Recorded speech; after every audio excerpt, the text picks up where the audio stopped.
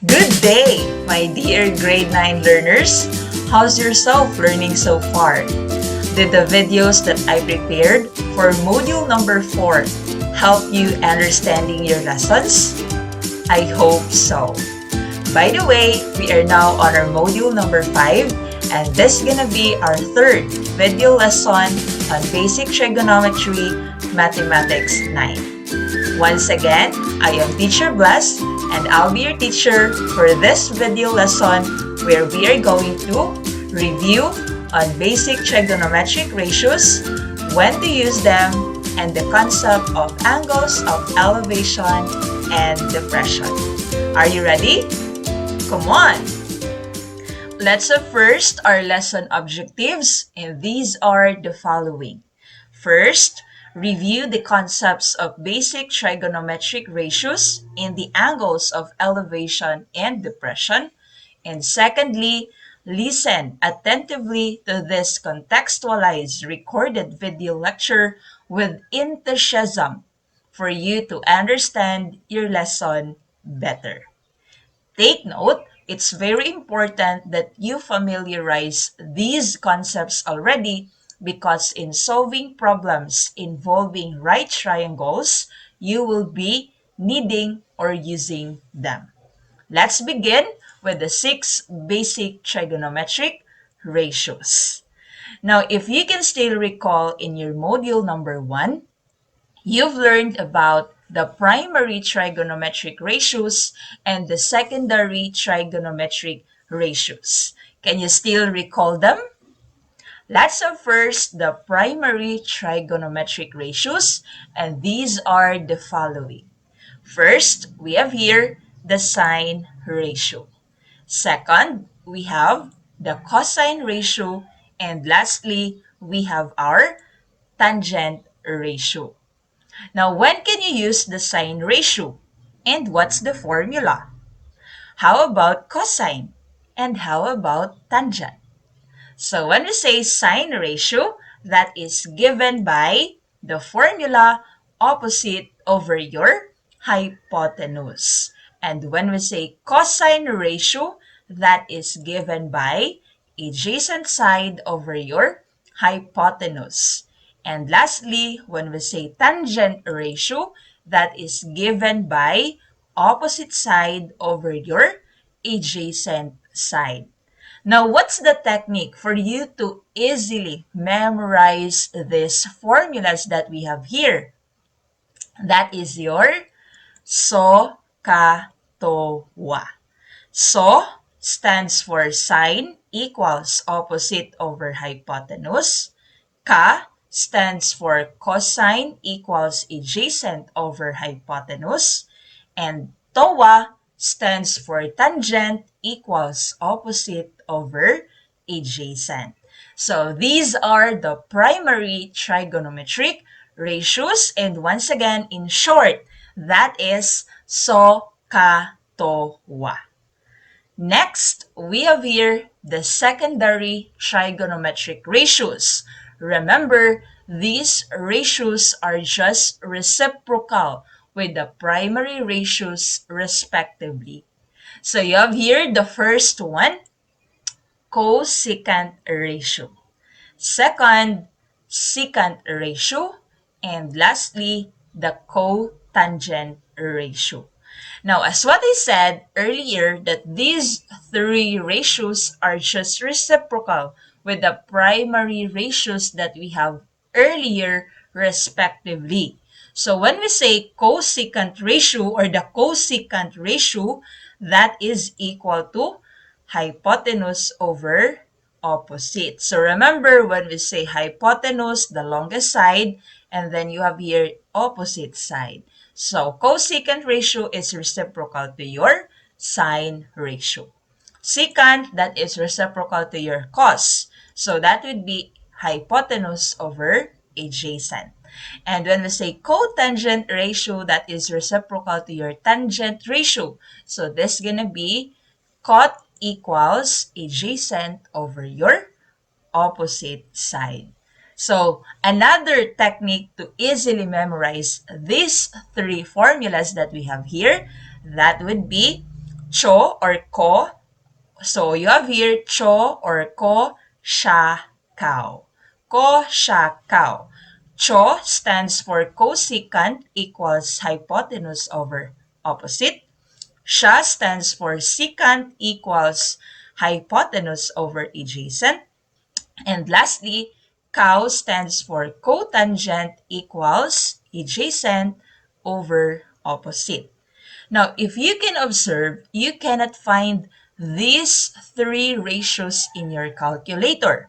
So instead of utilizing them, you can also use their identities. So you have here cosecant ratio that is simply equal to 1 over sine ratio.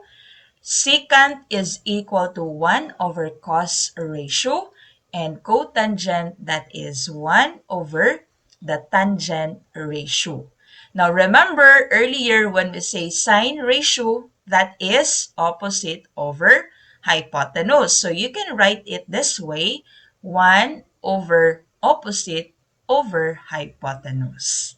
And then for the secant ratio, that is 1 over cos. Remember, when we say cos, that is adjacent over hypotenuse. So we can write it this way. You have 1 over adjacent over your hypotenuse.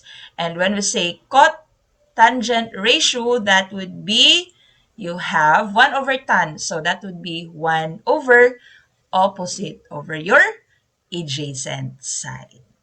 All right, so I hope this is clear to everyone. Make sure to familiarize them because once again, in solving problems involving right triangles, you will be utilizing them. Okay, now there are cases that you will be given with an illustration of a right triangle and you will be given only with a side or an angle. And then you will be asked to determine what trigonometric ratio is applicable for you to easily identify the missing side or an angle. Let's consider this situation in your school campus. Now, in your campus, if you can observe, this is your principal's office. And somewhere down here, you can see your computer laboratory. And somewhere here also, you can see your grade 8 classroom before.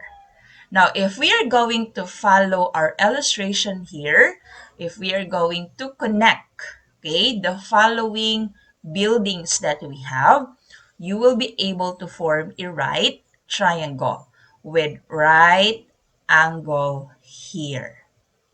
Now, suppose that you're given with the following measurements. You have here 23. The distance from your principal's office to your computer laboratory. And you're given with this angle here, and that measures 37 degrees. Now, you are asked to find the distance between your principal's office and the grade 8 classroom. Now, what ratio is applicable for you to easily identify the side here? Now, if we let this angle to be our angle of reference, what side is 23 and what side is A, the side or the distance that we're looking for? All right, so this is our angle of reference. So 23 would be our opposite side, while A here is our hypotenuse. Opposite, and you have hypotenuse. Therefore, what ratio is applicable? That would be your, all right, sine ratio. So we know sine ratio is given by opposite over your hypotenuse. Now, try to consider the second situation. So the same, you're given with the distance from the principal's office to the computer laboratory, that's 23. The same angle, that's 37 degrees. Now here, you're asked to find the distance between the computer laboratory, and your grade 8 classroom before. Now, if we set this angle here to be our angle of reference, what side is 23 and what side is A? Try to analyze our illustration. All right, so 23 here is our opposite side, while A here is our adjacent side. Opposite and adjacent. Therefore, what ratio can be used here? That would be your, all right, tangent ratio. So we know tangent ratio, that is equal to opposite over your adjacent side. All right, let's solve the last one before we proceed with angles of elevation and depression concept. Try to consider this situation.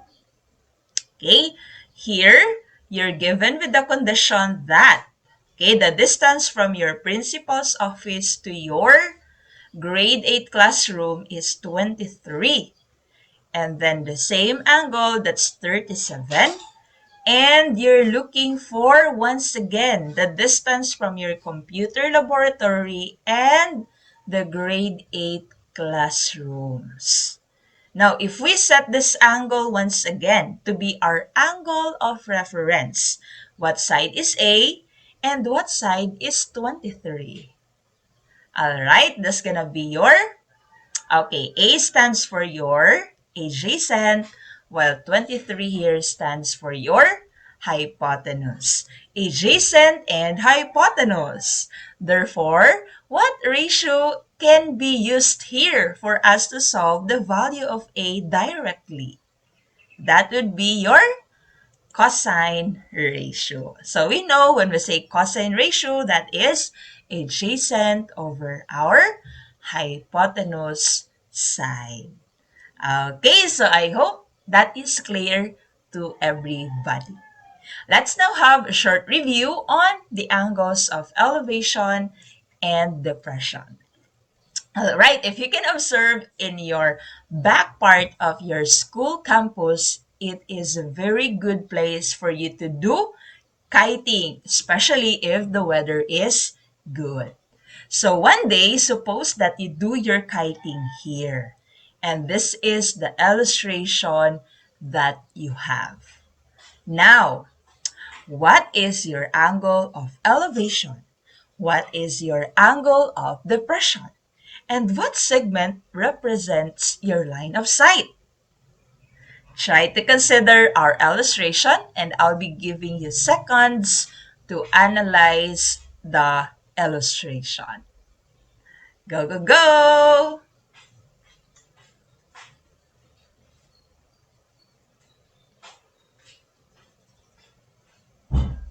All right, so you have here, let's identify what is your angle of elevation. How about angle of depression?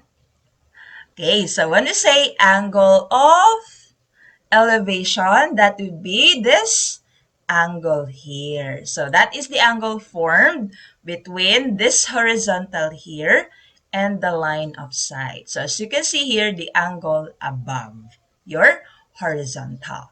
And when we say angle of depression, this angle here. Okay, the angle that is formed between the horizontal line and the line of sight below your horizontal line.